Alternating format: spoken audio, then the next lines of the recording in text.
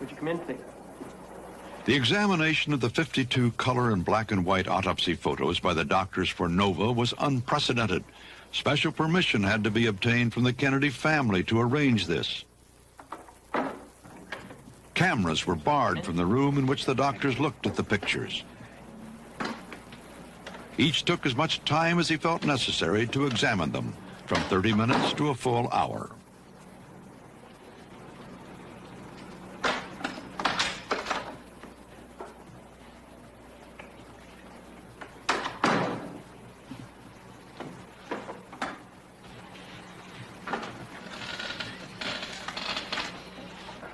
I would have to say, honestly, in looking at these photos, they're pretty much as I remember President Kennedy at the time, except for that little incision that seems to be coming down in the parietal area.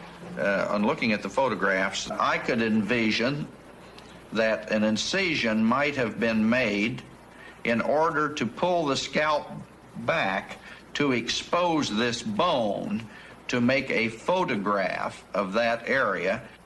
Perhaps this explains the surgery to the head area the FBI mentioned.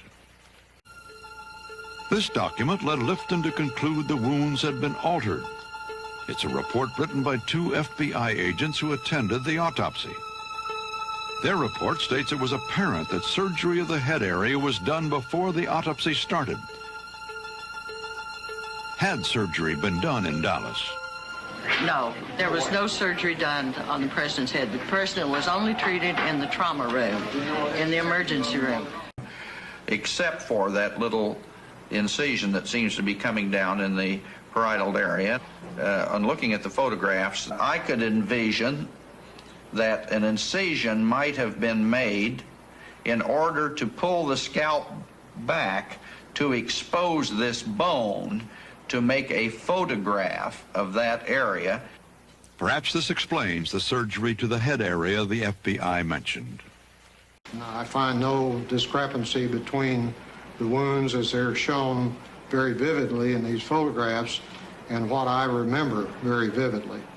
That it was a very large... But do the doctors' assertions that they saw no altered wounds clear up the issue? ...side of the head that I had described earlier.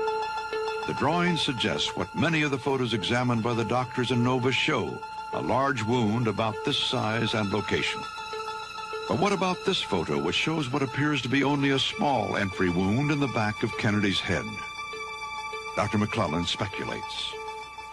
The pathologist has taken this loose piece of scalp, which is hanging back this way in most of the pictures, exposing this large wound, and has pulled the scalp forward to take a picture. Naturally, the scalp appears to be in its normal state, and there doesn't seem to be any sort of wound in the area where I had drawn the picture that showed this large hole.